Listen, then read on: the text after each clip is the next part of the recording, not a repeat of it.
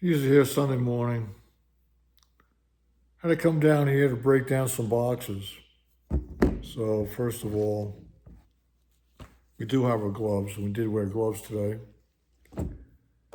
And this is what was right in my pocket. I'm sure some of you might recognize what it is. The Iridium by Kershaw. Now, it's a slicey dicey deal. Two hands, so I don't, without gloves on, I want to nick myself. All right, it should break down boxes, right? Nope. If it's thin, THIN cardboard, it's fine. If it's tape, it's fine. If it's light brown tape, it's fine. But if it's heavy duty, the heavy duty tape with heavy duty cardboard, this knife struggles. And should it? Should this knife be struggling? I guess medium to heavy duty cardboard is a task for a blade like this. So my question is to the knife community, what is a blade like this supposed to do? Because if you watch the content creators, they'll tell you, well, this is a slicey dicey blade. This is a banger. This is going to do it. This is going to cut anything. Besides your fingers. They'll tell you. Carry a bunch of Band-Aids. You'll cut anything. And they'll show it to you. They'll show you cutting paper. They'll show you cutting cardboard. Show you cutting plastic, rubber, hose. They'll show it to you. Then I get it here in my in my castle, down in my echo chamber, and I can't break down an Amazon box that has heavy duty tape on it in a reasonable fashion. Now, the fixed blades are all upstairs. All of the fixed blades can knock the box down with no problem. Two brands of the fixed blades will melt it. The Mora and the Olden Wolf. The Wolf 1 or the Wolf 3. They'll melt it.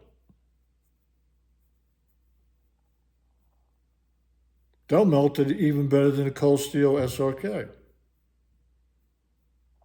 Which you be thinking the SRK should knock it right out, or the Gerber Strong Arm.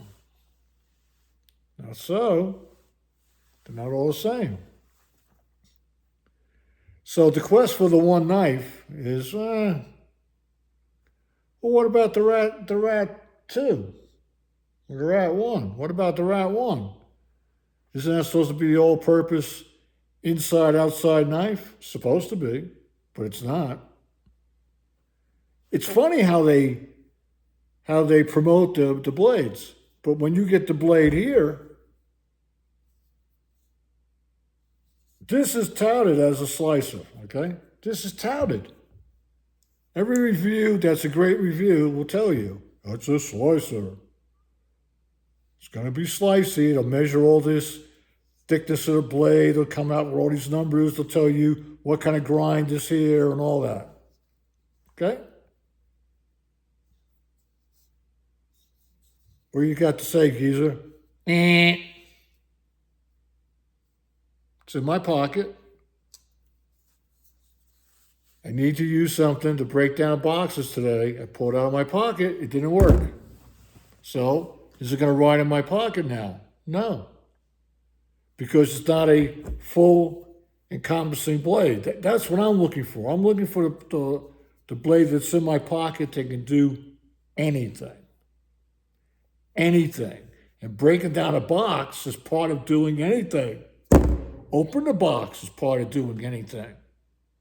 Opening a package, opening a bag, cutting cord, cutting plastic.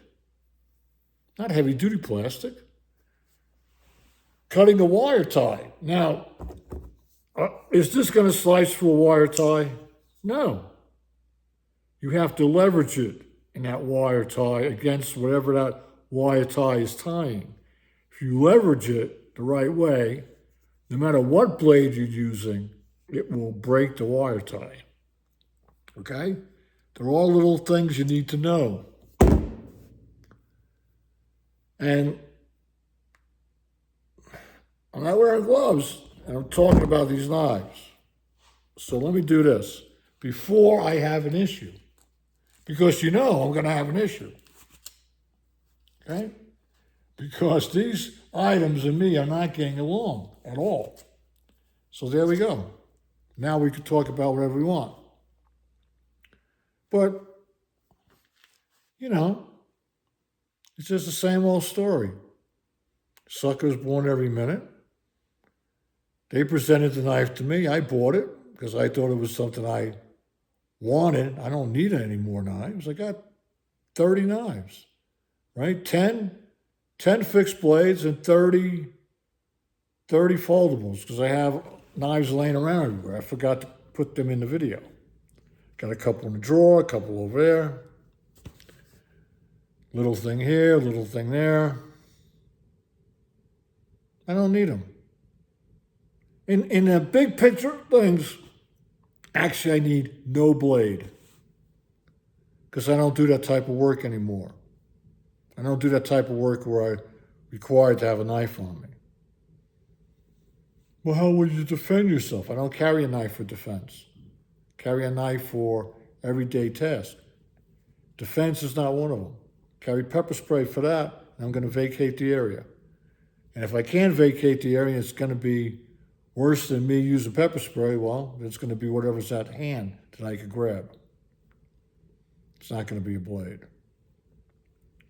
Because by the time you have to deploy these blades, you're losing the element of surprise and you're losing time. You have to act fast. And opening these blades is not acting fast. Because in your pocket, you take it out of your pocket, deploy it.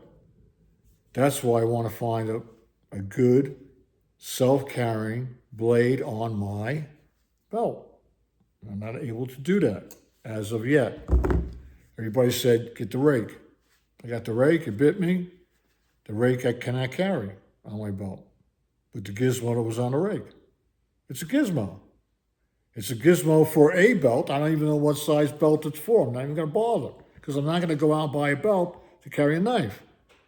I got 5 belts, and that gizmo doesn't fit any of them. What good is it?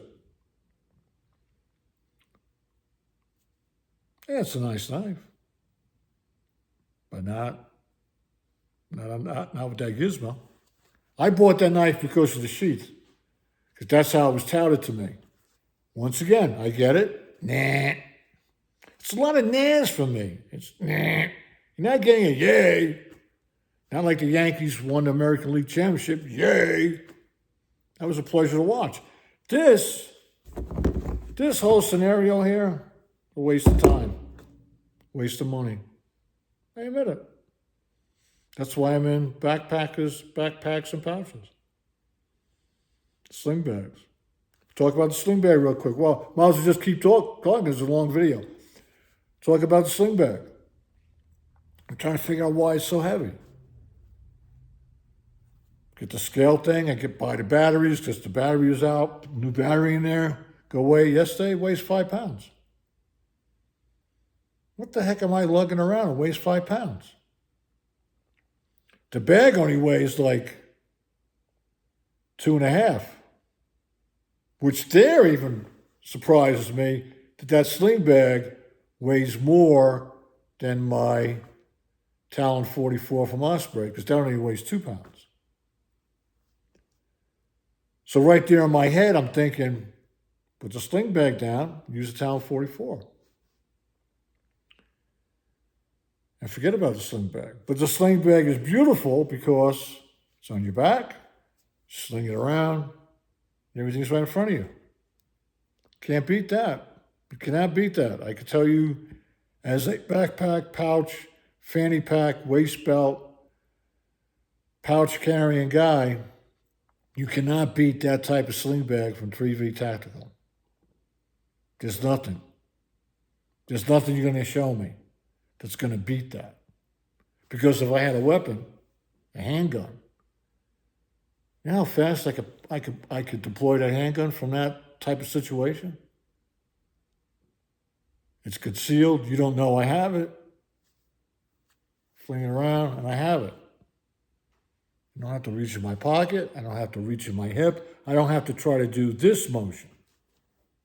Because this motion, okay, out of the holster, some people are super fast with it. And that they're blessed with this motion, okay? Because that's what it is. We're going to get to that, back to the hand-eye coordination motion. Some people have it. You have seen that dude that shoots the balloons and within, shoots 3 balloons in 1.5 seconds. Who draws like that?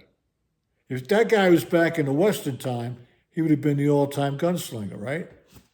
Because he could draw that fast, right? That's a combination of weapon, holster, and this. But more of this than anything else, right? And a slick holster. Eye-to-hand coordination. I don't have an eye-hand coordination. So because I don't have eye-to-hand coordination, I have to try to deploy the weapon as fast as possible if that's what I'm looking to do. And it's not going to be from my pocket. It's not going to be from my waist belt. It's not going to be from my hip. It's going to be from a sling bag that I sling in the front, boom, it's out. That's it. So if you do not have hand-eye coordination, you want to look at sling bags. If you do have hand-eye coordination, then all the other ways of doing it might work for you. But very few people have hand-eye coordination. That's what separates the pro from the amateur. That's it. That's the only thing that separates. There's nothing else. And why do I say that? Because the learning curve, if you're blessed with the ability of hand-eye coordination, your learning curve goes like this. That's it. Nice and gentle. And you'll pick up whatever you're trying to do. Whatever you're trying to do. Baseball, hit a golf ball, play football, any sport. Okay?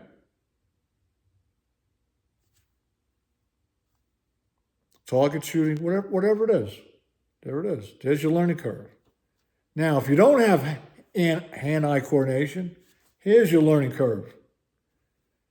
Which learning curve do you want? This one? Steep? Or you want a nice gradual one? You tell me. Because I'm over here. And when you're over here, guess what you have to do? You got to practice your ass off. Because you want to get, you got to practice your ass off because you want to get this curve down like that. So you can go like that. Okay? Catch you on the next one. Thanks for listening. Hope everybody has a great Sunday. Hope your football team wins today. And I hope the Mets beat the Dodgers and get in the World Series. Talk to you later.